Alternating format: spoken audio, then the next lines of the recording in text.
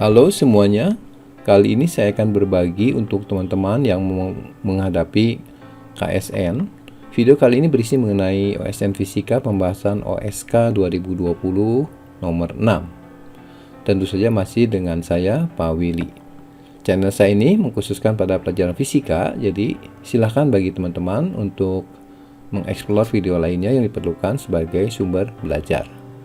Ayo, mari kita mulai. Soal OSK 2020 nomor 6. Sebuah partikel bermassa M meluncur di atas sebuah lengkungan logam licin ABC dengan titik B adalah titik terendah lintasan. Ini setengah lingkaran ya. Titik terendahnya adalah B. Selama partikel meluncur pada lengkungan, dua buah gaya F1 dan F2 bekerja pada partikel. Ini F1-nya, F2-nya. Diketahui besar kedua gaya konstan. Arah F1 selalu menyinggung lengkungan, sedangkan arah F2 konstan, membentuk sudut beta terhadap garis horizontal. Jadi ini di sepanjang ini nanti bekerja dua gaya ini, arah F1 menyinggung dan F2 selalu membentuk sudut beta terhadap garis horizontal. Jadi adalah posisi pada suatu saat ya. Jika partikel dilepaskan di titik A, berarti VA-nya sebenarnya 0. Dan percepatan gravitasi adalah G. Tentukan usaha total oleh gaya F1 dan F2 ketika partikel sampai di titik B. Kemudian gaya kontak ya di B. Kemudian dan terakhir adalah F2 jika laju partikel di C sama dengan 0. Baik, kita bahas sekarang. Saya mulai dari lintasan. Ini lengkung berbentuk setengah lingkaran ya. Kita mulai partikel berada di A, dilepaskan ya. Ini massanya M, dalam pengaruh gravitasi G. Tentu saja dia akan ke bawah, tapi karena ada lintasannya berbentuk setengah lingkaran, dia akan mengikuti lintasan seperti ini gerakannya. Titik terendah itu kita sebut titik B ya. Dan kita akan menganalisis partikel ketika berada di suatu tempat di sini. Ya. Nah, di sini partikel itu bekerja dua gaya tadi disebut, ini F1. Arahnya adalah selalu menyinggung. Jadi di sini arah F-nya beda, di sini beda. Jadi di tiap tempat beda-beda. Kemudian F2 ini ternyata arahnya selalu tetap ya, yaitu selalu membentuk sudut beta terhadap garis horizontal. Jadi seperti ini ya. Kemudian kita tahu bahwa di VA itu dia dilepaskan ya, berarti kecepatannya 0. Nah, sekarang kita akan lihat di sini ya, di posisi ini. Itu kalau saya tarik garis radial ini. Kenapa? Karena saya akan menguraikan gaya-gaya ini dalam arah aksi ini radial dan tangensialnya ya. Jadi sudutnya ini theta, katakanlah seperti itu. Jadi tetanya nanti makin besar ya. Nah, sekarang buat garis bantu ini, kalau ini theta berarti ini juga theta ya, dalam berseberangan, dan kita akan menguraikan F2 ini dalam arah radial dan tangensialnya. Maka kita perlu tahu sudut ini. Ini tinggal theta min beta ya. Ini theta min beta yang kecil ini. Jadi saya uraikan gayanya menjadi F2 kali cos theta min beta itu arah radial.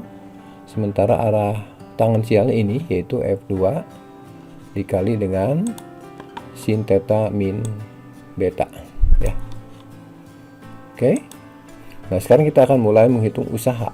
Kita mulai dari rumusnya. Usaha adalah perkalian dot vektor antara gaya dengan perpindahannya, atau besarnya adalah F kali S kali cos alfa. Alfa ini adalah sudut antara F dan S. Atau kalau misalkan gayanya tidak konstan, ya kita harus mengintegrasikan antara F ds-nya ya. Nah, di sini ditanya yang A itu adalah usaha oleh gaya F1 dan F2. Kita tuliskan seperti ini. Jadi WF1 sama F2 adalah, nah Kalau kita perhatikan ketika benda ini bergerak dari A ke B ya, arah F1 tadi disebutkan selalu dia menyinggung ya lintasannya. Jadi artinya nilainya selalu ada ya. Jadi usaha dari A ke B-nya ya, tinggal kali gaya dikali dengan perpindahan dari A ke B, atau panjang seperempat lingkungan ini ya. Ya, tapi karena selalu berlawanan arah gaya dan perpindahannya, arah geraknya, maka ini usahanya negatif ya. Jadi sudutnya selalu 180. Jadi min F1 dikali seperempat lingkaran ada seperempat kali 2 PR. Ini adalah usaha oleh gaya F1. Nah, sementara untuk F2 itu kan selalu beda-beda. Tadi saya uraikan dalam arah radial dan aksial, tangan sial ya. Nah, di sini F2 cos theta min beta itu selalu tegak lurus dengan arah perpindahannya. Berarti usaha yang dilakukan oleh F2 cos theta min beta itu selalu 0 sepanjang geraknya, karena selalu tegak lurus. Nanti cos theta 0 kan, cos 90 kan 0 ya. Tetapi F2 sin theta min beta itu selalu ada ya. Jadi nanti kita integralkan F2 sin theta min beta dikali sepanjang lintasan yang dia tempuh dari A ke B, yaitu R d theta. Jadi ketika dari sini sampai sini panjang lintasannya ini R, ini d theta atau sudut yang ditempuhnya ya. Nah, sekarang tinggal kita mengintegrasikan bentuk ini. Ini F2 nya dan R itu adalah konstan, bisa keluarkan dari integral. Jadi variabelnya integral sin theta min beta. Kemudian d theta nya saya rubah menjadi theta min beta. Ini nggak apa-apa ya, karena ditambahkan aja. Batas integrasi dari 0 sampai setengah pi. Oke. Kemudian integral dari sin theta min beta d theta min beta adalah ya min cos. Cosnya di sini theta min beta, minus saya taruh di depan deh. Dengan batas integrasi dari A ke B itu ya 0 sampai setengah pi ya, karena satu lengkungan kan 2 pi radian, kalau setengah itu pi radian, kalau seperempat ya setengah pi ya. Kemudian setelah itu kita lakukan proses biasa menghitung ya, tinggal diintegrasi aja, dimasukkan setengah pi ya ke dalam theta ya. Jadi min cos setengah theta min beta, ini min jadi plus ya, RF2 cos theta cos 0 min beta. Oke, setelah itu kita sederhanakan, maka dia akan menjadi bentuk seperti ini, min setengah pi RF1 min RF2 sin beta. Ini cos 90 min beta kan di kuadran 1 ya, jadi bisa diganti jadi sin beta. Sementara ini kan 0 min beta cos min beta ya di kuadran 4 ya. Cos min beta itu sama dengan cos beta ya. Oke, sekarang kita akan menghitung gaya normal bagian B ya. Kita mulai dari gambarnya seperti ini. Partikel dilepaskan dari titik A, kemudian dia akan bergerak ke bawah sesuai lintasannya seperti ini, dan sampailah di titik B dengan kecepatan tertentu ya. Nah, sekarang kita akan menghitung berapa gaya normal yang dilakukan oleh lintasan ini terhadap partikel di sini ya. Saya mulai gambar gaya-gayanya pada waktu di B itu adalah ada gaya berat, kemudian gaya normal ya. Ada F1 karena menyinggung, berarti di sini posisinya ke kiri ya. Sementara F2 tetap arahnya membentuk sudut beta terhadap garis horizontal, dan di sini garis singgungnya ya. Nah, untuk menghitung gaya normal saya memerlukan VB. Kenapa? Karena ini bendanya bergerak melingkar, berarti saya harus tahu dulu berapa kecepatan di B. Nah, untuk itu kita akan menggunakan teorema energi usaha ketika benda berubah dari A ke B posisinya.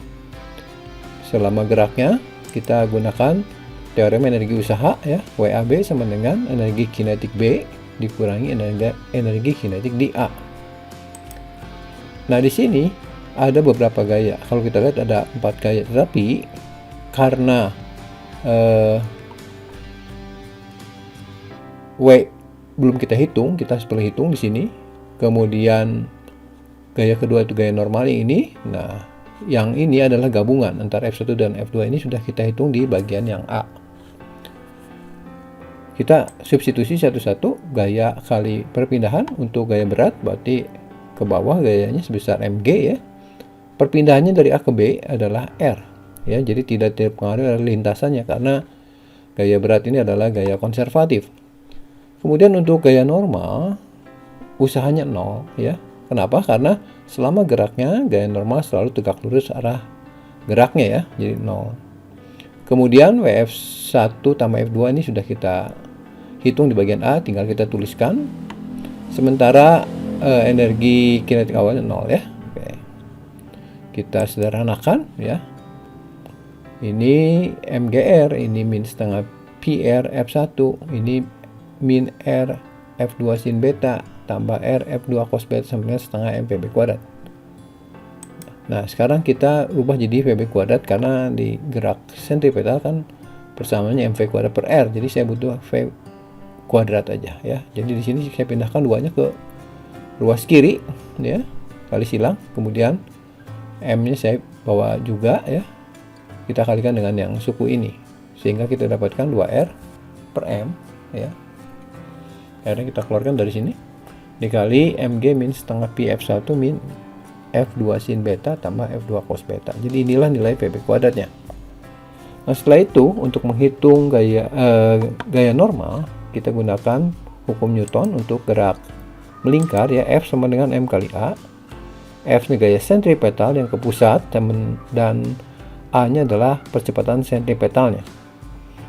Kita substitusi, yang ke pusat adalah N yang positif, kemudian ada juga yang keluar yaitu min W ya, dan ada uraian F2 ke arah pusat yaitu F2 sin beta.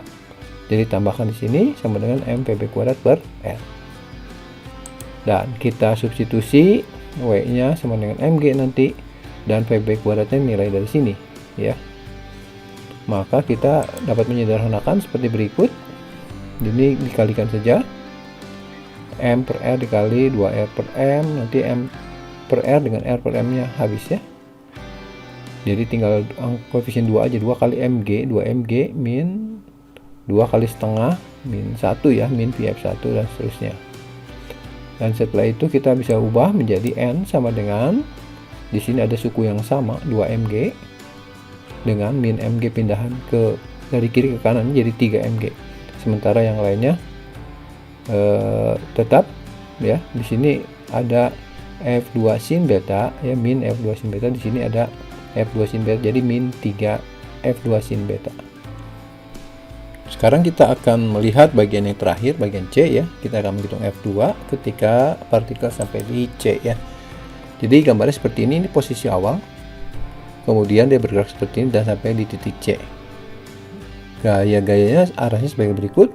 Gaya normal ke pusat, gaya berat ke bawah. Nah, F1 ini ke bawah ya, karena perpindahan dari sini ke atas, sementara F1 agak menahan ya gerakan partikel. Kemudian F2 tetap membentuk sudut beta dengan garis horizontal.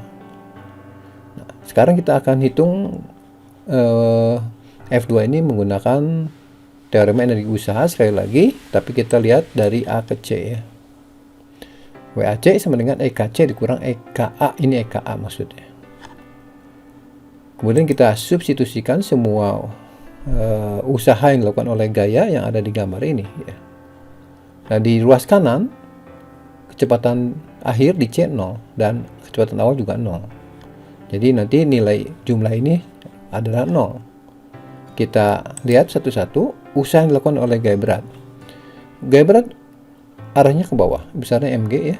Perpindahannya 0 dari A ke C dalam arah vertikal. Jadi usahanya 0. Kenapa? Ya karena perpindahan tidak ada, 0. Kemudian gaya normal nilainya juga 0. Karena gaya normal itu selama geraknya tegak lurus dengan arah geraknya ya, perpindahan dengan arah gaya tegak lurus sehingga dia bernilai 0. Sementara untuk WF1 tambah F2 itu sudah kita dapatkan di bagian A. Tinggal kita tuliskan lagi di sini ya. Setelah itu baru kita substitusikan untuk batas awalnya 0 sampai ke keadaan akhirnya adalah pi radian.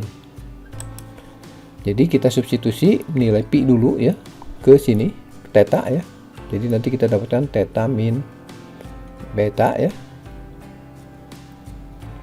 Kemudian kita masukkan juga batas bawahnya, jadi dikurang minus.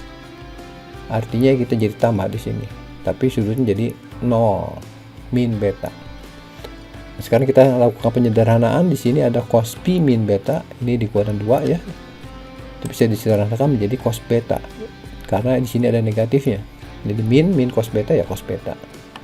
Kemudian kita juga bisa menyederhanakan bentuk cos min beta ini menjadi cos beta ya. Bentuk penyederhanaan seperti ini kemudian kita nyatakan dengan F2 sama dengan ya. Jadi kita gabungkan ini sejenis nih. Jadi RF2 cos beta dikali 2 ya ini. Kemudian yang ininya kita pindahkan ke salah satu ruas biar jadi positif ya. Kemudian kita jadikan F2 sama dengan pi F1 dibagi dengan 2 kosinus beta.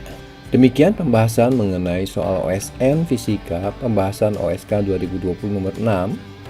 Saya juga sertakan soal ini ada di bagian deskripsi dalam bentuk PDF. Jangan lupa ya untuk subscribe bagi teman-teman yang merasakan manfaatnya. Silakan juga untuk komen yang positif dan membangun untuk pengembangan channel saya ini. Oke, sampai di sini. Terus semangat belajar dan berjuang di OSN. Semoga sukses ya. Terima kasih.